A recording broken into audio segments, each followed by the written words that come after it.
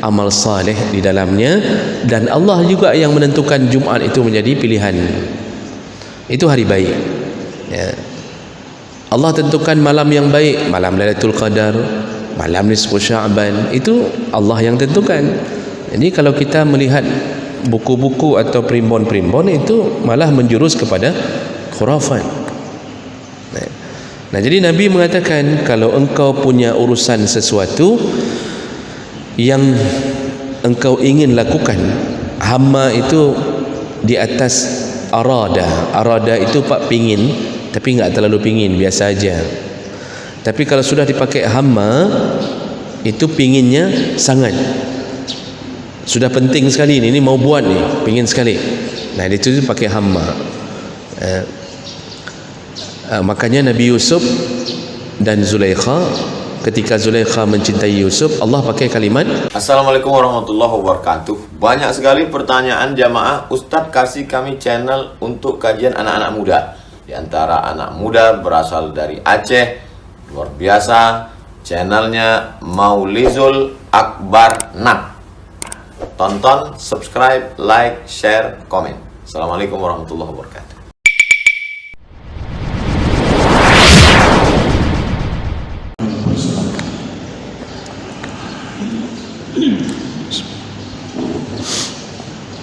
Assalamualaikum warahmatullahi wabarakatuh. Alhamdulillah rabbil alamin. Wassalatu wassalamu ala nabiyyina wa sayyidina al-Mustafa Muhammadin wa ala alihi wa ashabihi ajma'in. Amma ba'd. Rabbi shrah li sadri wa yassir li amri wa hlul 'uqdatam min lisani yafqahu qawli.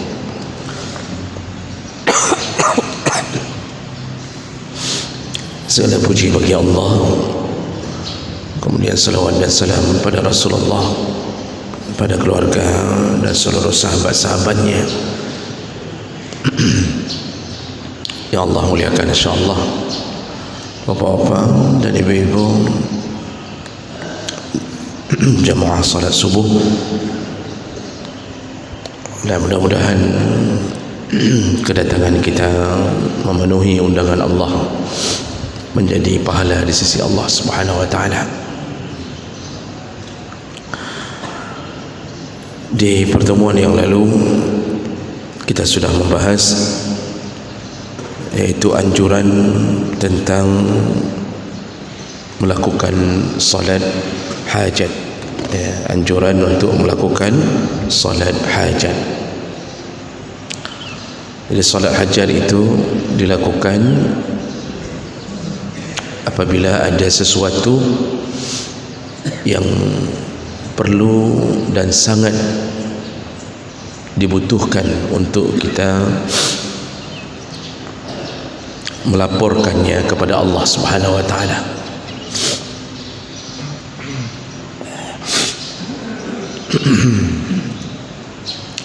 Makanya hadis tentang salat hajat yang kita bahas kemarin, yaitu ketika seorang yang buta menginginkan kesembuhan melapor kepada Nabi, dan Nabi yang kemudian menyatakan salatlah 2 rakaat, salatlah 2 rakaat, lalu bermohonlah kepada Allah permohonan yang khusus, dan kemudian tidak lama dia mendapatkan kembali penglihatannya. Nah, jadi ini sebenarnya adalah salah satu daripada keyakinan terhadap kekuasaan Allah. Kita hari ini lebih memilih berobat kepada manusia menuju ke negara-negara yang kita yakini bisa menyembuhkan, tapi jarang sekali orang yang memulangkan urusan kepada Allah Subhanahu wa taala. Padahal kesembuhan milik Allah Subhanahu wa taala. Habis biaya ratusan juta, pulang balik pening, tidak sembuh juga, tapi dia tidak pernah melakukan salat hajat. Jadi ini perlu diperbaiki iman Nabi Ibrahim itu menyatakan wa iza maridtu fahuwa yashfin, kalau aku sakit hanya Allah lah yang bisa menyembuhkan. Nah, inilah sekarang kekuatan iman ini yang membuat Allah memilih untuk menyembuhkan atau tidak. Baik, itu sekedar pengingat ulang apa yang sudah kita bahas di minggu yang lalu. Kita lanjutkan berikutnya, yaitu at-targhib fi salatil istikharah, yaitu anjuran untuk melakukan salat istikharah. Ini disebut istikharah, istakhara, yastakhiru, itu artinya meminta untuk dipilihkan. Bahasa Arab itu kalau sudah bertambah alif, sin dan ta, itu artinya meminta. Makanya kalau pinjam atau meminjamkan, a'ara yu'iru, kalau sudah meminta untuk dipinjamkan itu disebut ista'ara yasta'iru. Begitu juga memilih, ikhtara yakhtaru. Istakhara berarti meminta Allah untuk memilihkan. Jadi kita yang minta, ya Allah engkaulah yang pilihkan ya Allah. Nah, salat istikharah ini hukumnya sunnah, ya, hukumnya sunnah, dan itu disepakati oleh para ulama, dan itu dilakukan sembarang waktu boleh, kecuali waktu yang telah dimakruhkan atau diharamkan dalam sebahagian pandangan ulama. Sama seperti salat hajat, jangan lakukan di waktu terbitnya matahari, yaitu sekitar 15 menit atau 20 menit ketika terbit. Kemudian jangan lakukan ketika sedang tergelincir, yaitu sekitar 15 menit atau 20 menit menuju salat duhur. Dan juga jangan lakukan ketika sedang terbenam, 15 atau 20 menit menuju ke salat maghrib. Itu waktu-waktu yang dimakruhkan untuk melakukan salat. Selain daripada itu, salat istikharah kapan pun boleh. Selesai salat ba'diyah kita istikharah boleh. Selesai tahajud kita lakukan 2 rakaat pun boleh. Setelah salat duha dibolehkan. Namun catatan para ulama, walaupun salat istikharah ini boleh berdiri sendiri, boleh berdiri sendiri, artinya khusus salat 2 rakaat untuk melakukan istikharah, tapi di samping itu, karena istikharah ini sebenarnya letaknya pada doanya, nanti ada hadis yang menyebutkan doanya. Jadi para ulama mengatakan, kalau seandainya orang beristikharah setelah salat sunnah yang dia tidak lakukan secara khusus salat sunnah istikharah, itu pun dibolehkan. Contoh, seseorang melakukan salat ba'diyah, sunnah ba'diyah, lalu setelah salat itu dia baca doa istikharah, maka dia telah disebut melakukan istikharah. Habis salat duha dia tidak salat khusus, tapi langsung dia baca doa istikharah, maka dia sudah disebut dengan melakukan istikharah. Jadi kekuatannya ada pada doa yang dipanjatkan, dan itu doa itu ma'sur, Nabi yang telah ucapkan dan ajarkan. Jemaah melakukan Allah Subhanahu wa taala. Lalu catatan berikutnya, istikharah ini hanya berlaku pada perkara-perkara yang mubah. Istikharah ini hanya berlaku pada perkara yang mubah. Maka tidak disuruh beristikharah kalau urusannya memilih yang wajib atau menentukan yang sunnah, atau beristikharah di atas sesuatu yang haram. atau makruh. Maka seseorang enggak perlu istikharah untuk memikirkan atau menentukan yang wajib. Contoh, dia beristikharah untuk memikirkan atau meminta Allah menentukan apakah dia haji atau tidak. Jadi dia meminta, ya Allah, pilihlah untukku apakah aku berhaji atau tidak, berhaji atau tidak. Itu tidak dibolehkan, karena haji itu memang wajib. Mendekati Ramadan dia istikharah, ya Allah, aku puasa atau tidak, puasa atau tidak, atau baik aku puasa donyo ya Allah. Itu tidak berlaku, karena perbuatan wajib lakukan. Maka jangan diistikharahkan. Sama seseorang bernazar, itu tidak boleh bernazar pada sesuatu yang wajib. Ya Allah, kalau engkau beri anak perempuan atau anak laki-laki, maka aku akan melakukan salat wajib selama 40 hari. Enggak boleh nazar begitu. Itu memang sudah wajib. Kenapa dinazarkan menjadi salat wajib 40 hari? Begitu. Kemudian juga tidak disuruh istikharah pada perkara yang sunnah, karena memang dianjurkan melakukan, enggak perlu dipikirkan untuk dipilihkan. Jadi enggak perlu istikharah, ya Allah, apakah aku akan puasa sunnah, puasa Senin Kamis atau tidak. Lalu kita istikharah. Itu tidak berlaku. Tidak berlaku apakah aku akan bersedekah atau tidak. Enggak berlaku istikharah, karena sedekah itu memang disuruh. Jadi tidak ada istikharah pada perkara yang sunnah.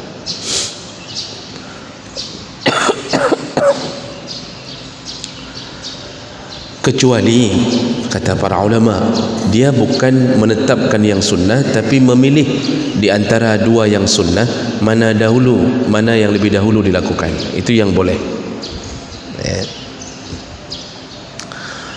Dia istikharah, uang ada, dia istikharah apakah dia umrah atau dia bersedekah untuk menyekolahkan seorang anak yatim. Ini perbuatan sama-sama sunnah, apakah umrah atau dia sedekah. Itu dibolehkan, memilihkan di antara dua perkara yang sunnah. Jadi bukan menetapkan amal sunnahnya, tapi memilih di antara dua yang sunnah. Menikah itu wajib, maka enggak boleh istikharah untuk menikah. Dia salat istikharah, lalu dia meminta kepada Allah, ya Allah, berilah petunjuk, aku sebaiknya menikah atau tidak, aku sebaiknya menikah atau tidak. Itu enggak boleh istikharah, karena menikah itu sunnah Nabi SAW. Dan itu memang enggak perlu mikir, disuruh nikah oleh Allah dan disuruh nikah oleh Nabi. Kecuali dia melakukan, meminta untuk dipilihkan calon yang dia akan nikahi. Itu berarti sudah masuk ke perkara mubahnya. Memilih calon itu perkara mubahnya. Jadi minta petunjuk itu dibolehkan. Minta petunjuk sama Allah, siapa yang dia pilih, apakah Zulaikha atau Ka'nah, misal begitu. Itu boleh. Juga tidak berlaku istikharah pada perbuatan yang haram. Dia minta petunjuk, ya Allah, aku berzina atau tidak, mencuri atau tidak, aku ambil uang riba atau tidak. Itu enggak ada istikharah. Yang namanya makan riba tetap haram, tetap haram. Kebodohan yang paling besar terjadi ketika riba sudah berangkat dari tanah kita, kita undang kembali, hanya dengan alasan gara-gara salah satu bank syariah tidak bisa beroperasi selama 5 hari, membuat syaitan semua bicara. Syaitan di parlemen semua bicara, munafik semua mengatakan, kita kembalikan konven, kita kembalikan konven. Padahal Allah telah mengatakan, barang siapa yang telah melakukan zina dan riba, barang siapa atau satu kampung yang menghalalkan zina dan riba, faqad ahallu anfusahum bi'azabillah, maka Allah telah halalkan azabnya untuk diturunkan di kampung itu. Jadi janganlah kepentingan beberapa gelintir orang yang mungkin perlu bunga yang lebih besar, persen lebih besar, lalu kemudian membuat yang haram kita kembalikan. Inilah ujian kita hari ini. Jadi enggak ada istikharah dalam sesuatu yang haram, tidak ada. Namun bagi bank-bank syariah itu perlu perbaiki diri. Di saat seperti itu perlu perbaiki diri. Jangan menipu rakyat, jangan menipu masyarakat dengan memakai label syariah tapi pekerjaannya tidak sempurna syariah. Ini tanggung dosa lebih besar, menanggung dosanya lebih besar, yaitu orang-orang yang menipu dengan membawa nama Allah tapi tidak melakukan seperti yang Allah katakan. Kemudian tidak berlaku juga istikharah pada perbuatan yang makruh. Contoh, kalau merokok itu dihukumi makruh, maka tidak boleh istikharah. Ya Allah, apakah kulanjutkan merokok atau tidak? Kulanjutkan merokok atau tidak? Meminta Allah untuk memberi petunjuk. Itu enggak berlaku. Memang harus dijauhi, ditinggalkan. Jadi semua perbuatan-perbuatan dalam 4 hukum ini tidak perlu diistikharahkan. Jadi mana yang perlu diistikharahkan? Yaitu perbuatan yang mubah, perbuatan yang menyangkut pilihan hari-hari kita yang kita tidak tahu bagaimana harus melangkah. Pilihan dalam menentukan atau menerima lamaran seorang perempuan, boleh istikharah ketika bingung ada 2 orang yang melamarnya, maka dia istikharah apakah dia terima fulan atau dia terima fulan. Perlu istikharah. Kemudian seseorang boleh istikharah ketika lulus di 2 tempat, apakah dia pilih tempat ini untuk sekolahnya atau kuliahnya, atau dia pilih B. Silahkan istikharah. Lalu kemudian seseorang boleh istikharah untuk menentukan tempat pekerjaannya. Kerja udah lulus PNS, rupanya lulus pula BUMN. Pilih yang mana, perusahaan atau kerja di kantor pemerintah yang sifatnya rutinitas PNS? Silahkan istikharah. Jadi semua pekerjaan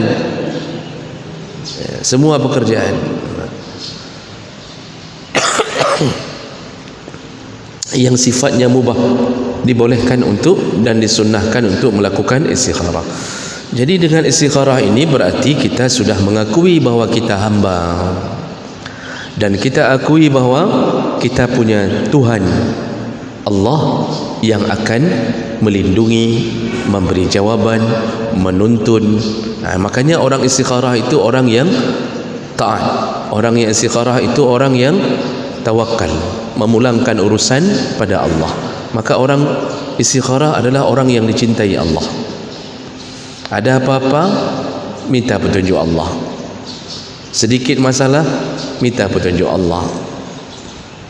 Ini hamba yang disukai Allah, dicintai Allah Subhanahu wa taala. Dan istikharah ini dilakukan kapanpun.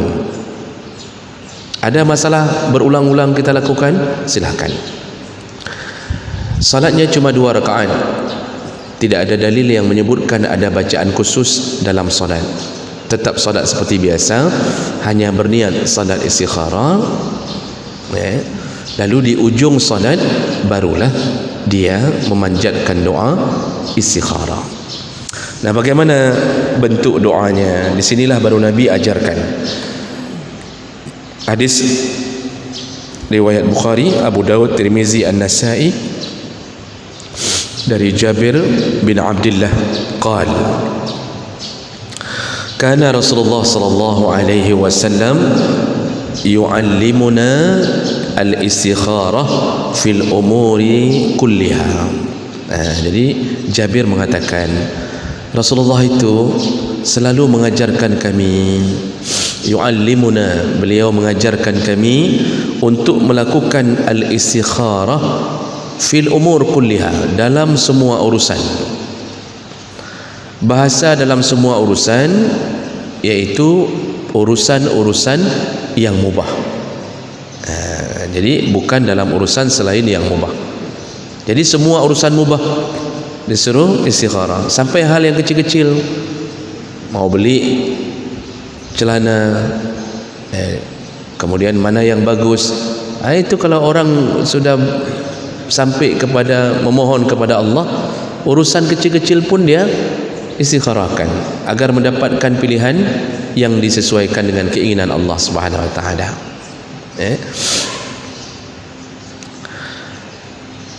Kalau seseorang misal memilih travel untuk umrah, itu kan perkara kecil itu, Pak. Perkara yang Allah itu pun istikharah, tapi seorang mukmin dia akan istikharah, baru dia tetapkan pilihannya. Makanya Rasulullah mengatakan, Jabir bin Abdullah mengatakan, kami diajarkan oleh Nabi untuk melakukan istikharah dalam semua urusan. Istikharahlah, kata Nabi, kama yu'allimuna as-surah minal Quran. Jadi diajarkan kami untuk melakukan istikharah seperti kami diajarkan membaca Al-Quran dan memahaminya. Jadi maksudnya sering sekali Nabi mengajarkan sahabat untuk istikharah, karena Nabi mengajarkan Quran itu hampir setiap waktu kepada sahabat. Begitu pula Nabi mengajarkan istikharah, menunjukkan perhatian Nabi besar terhadap salat istikharah. Jadi mungkin kita bayangkan ada sahabat yang merasa susah ini dan itu, Nabi pasti mengatakan istikharahlah, istikharahlah, mintalah petunjuk Allah. Jadi begitu seringnya Nabi mengajarkan istikharah seperti mengajarkan Quran pada kami, kata Jabir.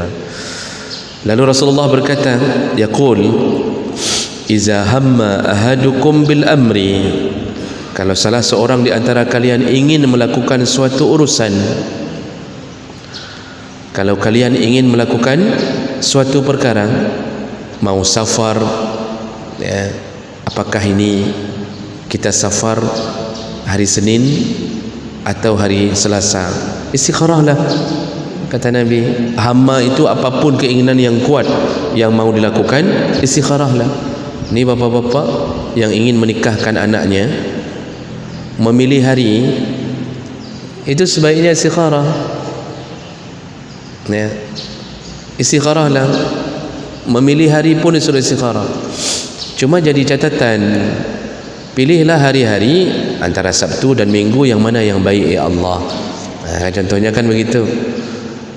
Orang hari ini enggak istikharah, langsung dia tetapkan di hari Senin atau Kamis, sehingga banyak orang terpaksa buka puasa demi memenuhi undangannya, padahal tidak ada catatan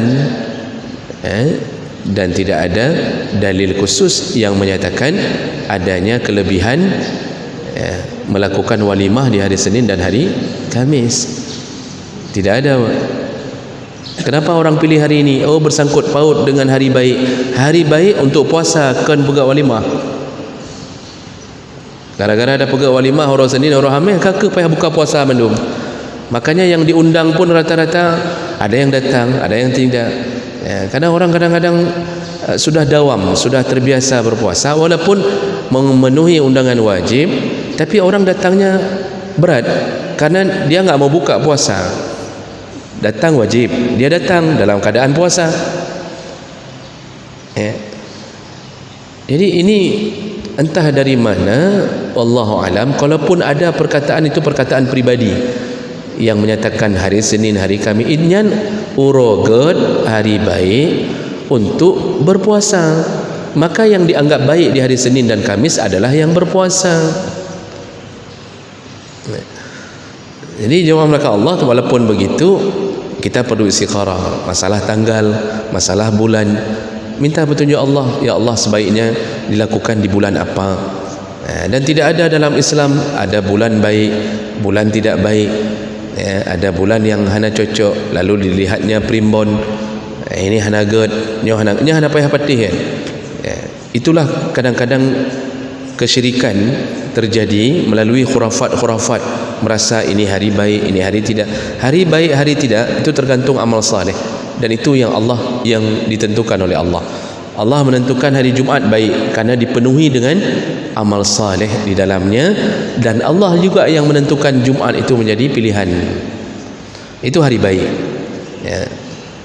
Allah tentukan malam yang baik, malam Lailatul Qadar, malam nisfu Sya'ban, itu Allah yang tentukan. Jadi kalau kita melihat buku-buku atau primbon-primbon itu malah menjurus kepada khurafat. Nah, jadi Nabi mengatakan kalau engkau punya urusan sesuatu yang engkau ingin lakukan, hamma itu di atas arada itu pak pingin, tapi enggak terlalu pingin, biasa aja. Tapi kalau sudah dipakai hamma itu pinginnya sangat, sudah penting sekali ini mau buat nih, pingin sekali. Nah, itu pakai hamma.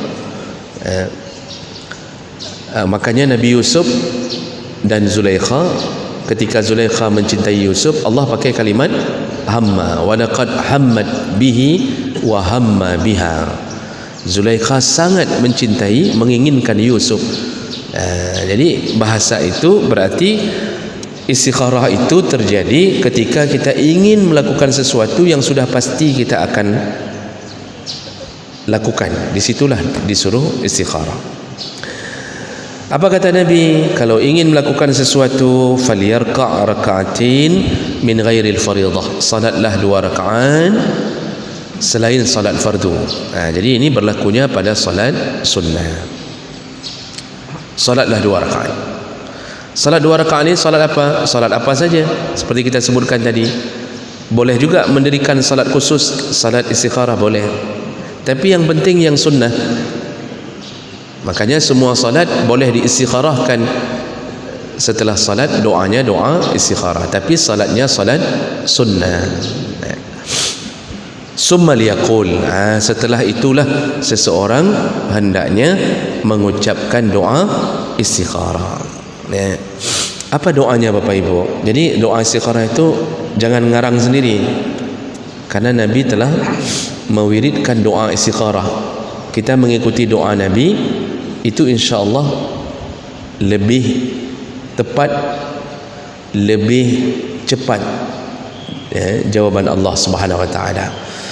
Nabi mengatakan, setelah engkau salat, waktu habis zikir lalu ucapkan doa istikharah, iaitu Allahumma inni astakhiruka bi'ilmik. Ya Allah, aku memohon petunjukmu bi'ilmik, dengan ilmumu ya Allah. Artinya engkau yang tahu, kami tidak tahu apa-apa. Wa astaqdiruka biqudratik, aku memohon tetapkanlah takdir kepadaku dengan takdirmu. Maksudnya setelah aku memohon ini, ketika aku memohon, tetapkanlah sesuai dengan apa yang engkau ingin tetapkan ya Allah. Wa as'aluka min fadlikal azim, ku mohon dengan segala kelebihan dan rahmatmu yang agung. Fa innaka taqdiru wa la aqdir, engkaulah yang bisa menetapkan dan aku tidak bisa menetapkan. Wa ta'lamu wa la a'lam, engkaulah ya Allah yang maha tahu dan aku tidak tahu. Wa anta 'allamul ghuyub, engkaulah yang maha mengetahui yang gaib. Karena kan kita enggak tahu nih, kalau kita masuk ke kantor ini, masuk kantor itu mana yang baik, kita enggak tahu, hanya Allah yang tahu apa yang terjadi ke depan. Maka kita mengatakan engkaulah 'allamul ghuyub, yang maha mengetahui yang gaib. Allahumma in kunta ta'lam, ya Allah, kalau engkau sudah tahu anna hadzal amra khairun li, bahwa urusanku ini baik untukku, fi dini, dalam agamaku, untuk agamaku, wa ma'ashi, dan untuk kehidupanku, wa aqibati amri, dan berakibat yang baik untukku, au qal ajili amri wa ajilihi faqdurhu li, atau dia mengatakan, ya Allah, kalau engkau tahu, bukan kalau engkau tahu, engkau sudah tahu yang mana yang baik untukku dalam agamaku, dalam kehidupanku. Atau dia bisa mengubahnya dengan mengatakan ajili amri au ajilihi, engkau tahu mana yang baik untuk duniaku dan mana yang baik untuk akhiratku. Faqdurhu li, maka tetapkanlah urusan itu untukku. Wa yassirhu, mudahkanlah urusan itu untukku. Jadi maksud minta mudahkan, kalau kantor itu baik atau sekolah itu baik untuk anakku, mudahkanlah ya Allah. Maka dia lulus di situ, Allah mudahkan. Itu istikharah. Summa barik li fih, setelah engkau mudahkan, kalau aku berada di tempat itu, barik li fih, berkahilah aku berada di tempat itu. Wa in kunta ta'lam anna hadzal amra syarrun li fi dini wa ma'ashi, tapi ya Allah, ketika engkau tahu bahawa urusanku ini tidak baik untukku, buruk untuk agamaku, buruk untuk kehidupanku, wa aqibati amri, dan buruk untuk masa depanku atau akhiratku, fasrifhu anni, maka lepaskanlah urusan itu dariku, arti jauhkan aku dari perkara itu. Wasrifni anhu, perkara itu jauhkan dariku dan jauhkan aku darinya. Waqdurli al khaira haisu kana, maka tetapkanlah apa yang menjadi keputusan darimu ya Allah untukku. Summa ardini bihi, lalu ridailah aku dalam keputusan ini. Nah, setelah mengucapkan itu, barulah qala wa yusamma hajatahu wa yusammi hajatahu, baru dia sebutkan hajatnya. Nah, jadi doa itu tadi Bapak Ibu, itu doa dari Nabi, enggak mesti dihafal. Habis berdoa boleh dibaca.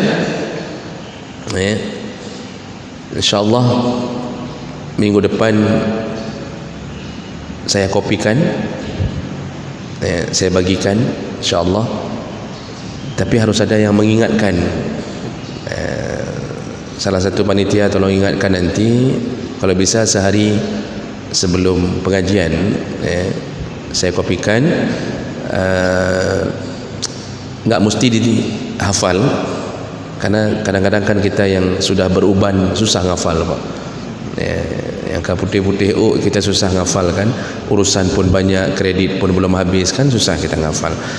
Jadi baca boleh, tempel di dinding di depan musalla, di depan mihrab tempat kita salat pun boleh. Jadi doalah dengan itu. Lebih bagus tempel di dinding. Jadi setiap kali ada urusan, masalah anak, masalah isteri, ya Allah, bagaimana ini aku malam ini tidur di rumah isteri pertama atau di rumah mertua, antara isteri pertama dengan rumah mertua. Isteri memang baru pertama, belum ada yang kedua. Jadi ibu-ibu tenang. Jadi itu istikharah lah. Silakan istikharah kapanpun. Nabi mengatakan enggak terbatas, apa urusan istikharah lah. Jadi kemudian setelah selesai baca doa ini, barulah sebut hajatnya. Sebut hajat itu sudah boleh dengan bahasa sendiri, Pak. Sebut, ya Allah, anakku mendaftar di sini. Kalau itu baik baginya, luluskanlah di tempat ini, atau tidak baik baginya, gagalkanlah ya Allah. Ya Allah, aku begini. Ya Allah, terus Pak, apa keinginan kita istikharahkan. Ini sunnah yang hari ini ditinggalkan. Orang enggak lapor lagi ke Allah. Asal ada apa-apa, curhatnya ke tetangga, Pak. Lapor ke tetangga, bilangnya, gimana ya, kok saya bingung ya, ini banyak kali saya bingung memilih yang mana ya. Lalu dikasih jawaban sama tetangga, begini sajalah, aku pun dulu begitu. Masa katanya, udah sama-sama hancur. Bagaimana hancurnya hidup tetangga, begitulah hancurnya hidup kita. Karena enggak petunjuk dari yang memiliki kita. Kita terlalu banyak melapor ke manusia, yang manusia itu pun bingung menghadapi hidupnya sendiri. Jadi jemaah melakukan Allah, habis lapor sama Allah dengan bahasa sendiri, pakai bahasa Aceh boleh, bahasa Indonesia boleh, bahasa Gayo boleh, bahasa Jawa boleh, apa saja. Silakan lapor sama Allah. Selesai sampai di situ, lalu tutuplah doa itu seperti biasa. Nanti waktu salat berikutnya istikharah lagi. Yang terakhir, pembahasan kita terakhir, bagaimana kita tahu jawabannya? Kan itu yang Bapak mau nanya. Ini saya lihat wajah-wajah mau nanya itu. Sebelum Bapak tanya, saya jawab duluan. Karena dibahas dalam kitab-kitab memang. Bagaimana kita tahu jawaban istikharah kita? Ada yang mengatakan, ini pemahaman orang awam, mengatakan jawaban istikharah itu dari mimpi. Jadi kalau sudah istikharah malamnya mimpi, nanti datang suara, pilihlah kantor ini katanya. Mana ada Pak? Nggak ada, itu bohong semua itu. Nggak ada jawaban dari mimpi, tidak ada jawaban dari suara. Tiba-tiba kita duduk di rumah terdengar suara, diketuk pintu, ditinggalkan surat satu, pilihlah kantor ini. Itu sinetron semua itu. Tidak ada. Jadi bagaimana? Para ulama mengatakan, Imam Nawawi juga menyebutkan bahawa pilihan istikharah, ketika sudah istikharah berulang-ulang, lalu kita disuruh injakkan, langkahkan kaki ke arah mana hati kita cenderung. Terserah ke arah mana hati kita cenderung. Sudah. Kalau pekerjaan itu tidak baik setelah kita lapor ke Allah, kalau pekerjaan itu tidak baik untuk kita, Allah akan persulit di situ. Bisa tidak lulus, bisa gagal, bisa 1 bulan kerja langsung diusir, dipecat. Itu kalau seandainya pekerjaan itu tidak baik. Makanya jangan mengeluh ketika Allah sudah istikharah, tiba-tiba nggak lulus di situ. Itulah jawaban Allah. Allah persulit di situ. Lalu kita tunggu lagi, kita masuk lagi ke yang kantor kedua misal, ternyata lulus di situ. Allah permudah di situ. Itu jawabannya. Jadi nggak ada jawaban yang melalui hal-hal yang aneh, tapi tetapkan hati, ya sudah pilih. Kalau kita melamar 2 perempuan, sudah istikharah berulang-ulang, tapi lepaskan dulu, kosongkan dulu ini, kosongkan dulu. Jadi jangan kita istikharah, tapi nama yang itu sudah ada. Ya Allah, yang saya terima lamaran Bang Taib atau Bang Ahmad misalkan, tapi dalam kepala kita sudah ada Bang Taib. Itu bukan istikharah namanya. Kosongkan dulu, kosongkan. Setelah itu tetapkan hati, ya sudah saya pilih Bang Taib. Kalau tidak baik, itu nggak jadi Pak. Atau kalau jadi, paling umur pernikahannya sebulan, itu sudah berpisah. Maka kita akan kemudian menerima lamaran yang berikutnya. Di situ hidup kita ternyata berpuluh tahun bersama Bang Ahmad. Itulah jawaban. Cara Allah memberi jawaban. Dipersulit dalam urusan yang Allah tidak ridha. Inilah yang menjadi kunci bahagianya hidup kita, ketika kita sudah menyerahkan urusan pada Allah Subhanahu wa taala. Jadi jemaah melakukan Allah, mudah-mudahan salah satu sunnah ini bisa kita lakukan, karena tidak berat, cuma habis salat saja kapanpun istikharahlah kalau kita punya urusan yang perlu diistikharahkan.